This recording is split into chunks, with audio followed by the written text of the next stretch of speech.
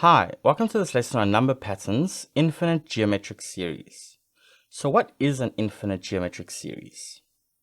Well, it is the sum of infinitely many numbers that follow a geometric sequence. So recall a geometric sequence is defined as Tn is a, the first term, times r, the constant ratio, to the power n minus 1, where n is a natural number. Okay, so for example, if I put Tn equals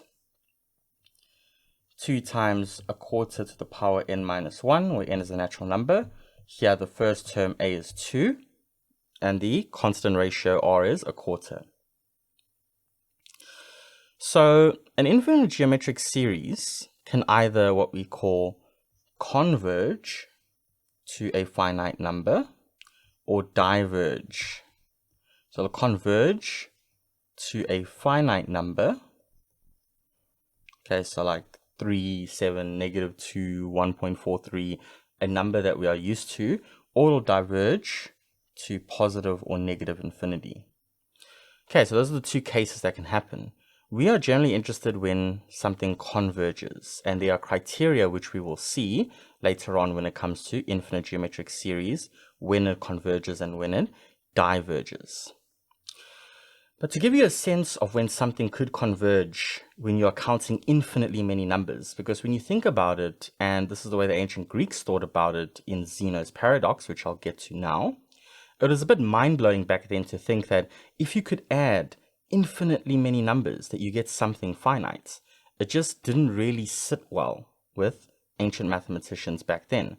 Because when you think about it, how can you add up things that go on forever and ever and ever but reach a solid number that's not infinity?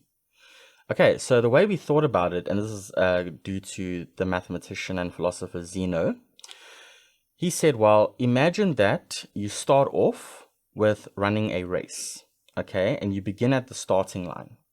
Now, if your starting line is 0 and the finish line is 1, so you can imagine the unit interval 0 to 1, all the real numbers there, then what will happen is to get to the end of the line, you'll first need to travel half the distance to get there. So the runner who starts here at 0 has now run halfway the race. Okay, so he's halfway through, but now he needs to travel half the distance again to get to the next point.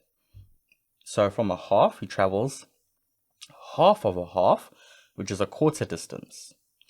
And then again, he needs to keep moving. So from that quarter place, he moves a halfway of that quarter place. So half of a quarter is an eighth.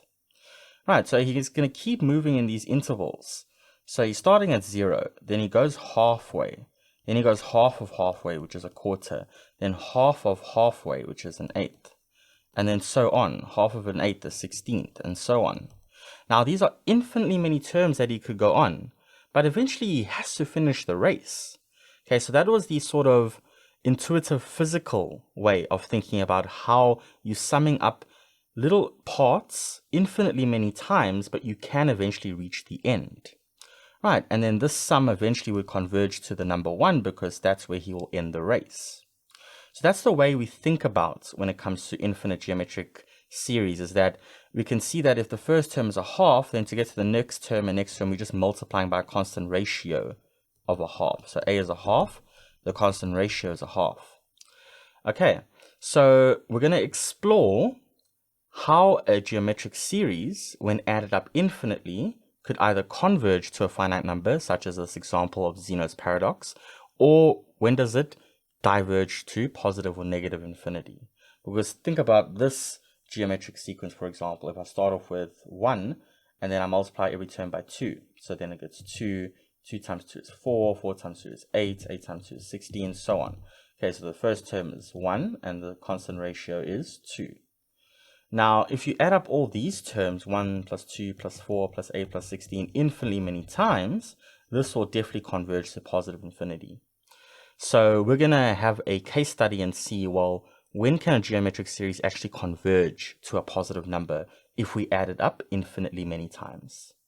All right, so this is what a infinite geometric series is all about. I will see you in the next one.